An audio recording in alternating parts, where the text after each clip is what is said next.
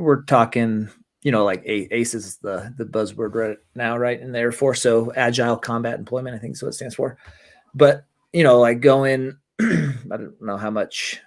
Anyway, if we're talking like islands and stuff and beachheads, things like that, they were talking in a meeting that we were having the other day, but they were talking about like the A-10's role. Like they're like, we have to have this many for like counter beach landings or whatever. And I was like, holy hell, like that would be a sick mission. Like, heck yeah, like nobody could do better than an A-10. Like, can you imagine like A-10s rolling up and down the beach?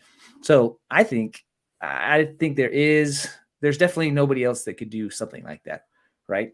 As far as I know, like nobody could. I know an F-35 couldn't do that. Vipers do pretty, they can strafe pretty well-ish, if you're looking for kind of a wide area to hit. Yeah. Anyway. Nothing hardened.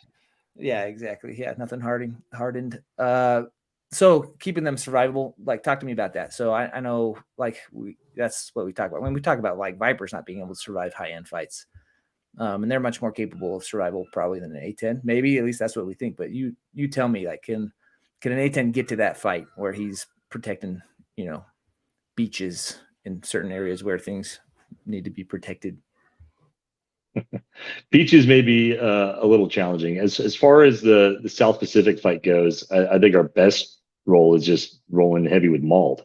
It's not currently integrated on the jet, but we can carry 12 of them on each airplane, which is as many as the B-52, and so you get a 4-ship of A-10s with 48 mauled, that's going to be pretty overwhelming to any A2AD or anti-axis aerial denial for those of you at home who are full up on that. That's the short acronym for basically the super MES, or lots of surface-to-air missile threats, and China basically trying to keep other people out of their little island chains out there. But that's a thing that we can do. We can hang around the battle space for a really long time. We can carry a lot of stuff, and we can kind of deconflict your battle space for you. So you can, if you were to do that, you could easily overwhelm the enemy with that. If you put JASM on it, you could have 4 JASM and 8 mauled on each airplane. That's a lot. I'm not full up on what the other platforms out there can carry, but it's a good amount of weaponry. But all those integration processes take time and money, and the Air Force doesn't really seem to be interested in either one of those things right now. So, but yeah, we could do the island thing. We could, the plane's got big, wide wheelbase, big wheels. We can off-road with the best of them, land from on highways and dirt strips and stuff like that. In terms of survivability, yeah, the Air Force in general, and you can talk about this if you want, it seems to have, a while ago, it seems to have moved away from electronic warfare as a priority and went kind of all in on stealth with a lot of stuff. And I'll alibi that I'm just a knuckle dragging A-10 dude. I don't have all the fancy read-ins that some 5th gen guys have.